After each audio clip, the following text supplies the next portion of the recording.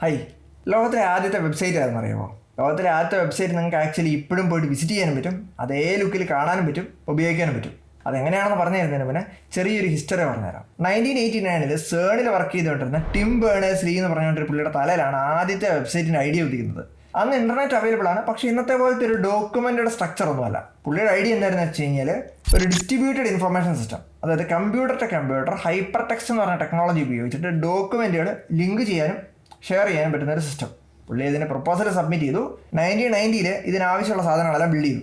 ഏതൊക്കെയാണെന്ന് പറഞ്ഞു കഴിഞ്ഞാൽ HTML, അതായത് നമ്മൾ വെബ് പേജ് എഴുതി ഉണ്ടാക്കുന്ന ലാംഗ്വേജ്, HTTP അതിൻ്റെ പ്രോട്ടോകോൾ, URL അതായത് web address, world wide web browser, ചുരുക്കി പറഞ്ഞാൽ ബ്രൗസർ, ആക്ച്വലി അത് തന്നെയായിരുന്നു അതിൻ്റെ എഡിറ്റർ.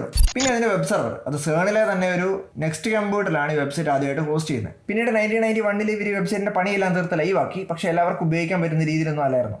1993 ഇവർ ഈ വെബ്സൈറ്റ് പബ്ലിക് ഡൊമൈനിലിട്ട് ലോകത്തിൽ എല്ലാവർക്കും കാണാൻ പറ്റുന്ന രീതിയിൽ പബ്ലിക്കലി അവൈലബിൾ ആക്കി. ഇനി വെബ്സൈറ്റിനകത്ത് എന്തൊക്കെയാണ് ഉള്ളതെന്ന് പറഞ്ഞുതരാം. ബേസിക്കലി പറഞ്ഞു കഴിഞ്ഞാൽ വേൾഡ് വൈഡ് വെബ് എന്താണെന്നുള്ളതിൻ്റെ ഒരു ഡോക്യുമെന്റേഷൻ, പിന്നെ ഒരു വെബ്സൈറ്റ് എങ്ങനെ ഉണ്ടാക്കാം, ഒരു വെബ് സെർവർ എങ്ങനെ ഹോസ്റ്റ് ചെയ്യാന്നുള്ളതിൻ്റെ ഒരു യൂസർ ഗൈഡുകൾ. ആക്ച്വലി ഇതൊക്കെയാണ് ഈ വെബ്സൈറ്റിനകത്തുള്ളത്. ഇനി നിങ്ങൾക്ക് വെബ്സൈറ്റ് വിസിറ്റ് ചെയ്യണമെങ്കിൽ നിങ്ങൾ info.cern.ch എന്ന് പറഞ്ഞ വെബ്സൈറ്റിലോട്ട് പോകുക. അപ്പോൾ ഇതിൽ 4 ലിങ്കുകൾ കാണാൻ പറ്റും.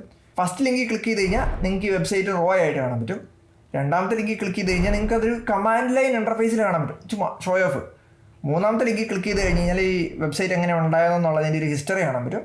അതിൻ്റെ നാലാമത്തെ ലിങ്കിൽ ക്ലിക്ക് ചെയ്ത് കഴിഞ്ഞ് കഴിഞ്ഞാൽ സേണിനെ കുറിച്ചും പിന്നെ ഈ വെബ്സൈറ്റ് ഉണ്ടാക്കിയ അവർ ലാബിനെ കുറിച്ചുള്ള ഇൻഫർമേഷൻസ് എല്ലാം കാണാൻ പറ്റും. ജസ്റ്റ് ഫോർ ഇൻഫർമേഷൻ പറഞ്ഞെന്നുള്ളൂ. വെറുതെ ഇരിക്കുന്നവരാണെങ്കിൽ ഏതെങ്കിലും കഴിവുകളൊക്കെ കണ്ടുപിടിക്കുക, കഴിവേറുകളാവുക, ഇതുപോലുള്ള ഉപയോഗമുള്ള സാധനങ്ങൾ എന്തെങ്കിലുമൊക്കെ ഉണ്ടെങ്കിൽ ഉണ്ടാക്കുക. യൂസ്ഫുൾ ആയിട്ടുള്ള സാധനങ്ങൾ തന്നെ ഉണ്ടാക്കണം. ശരി, എന്നാൽ ബൈ.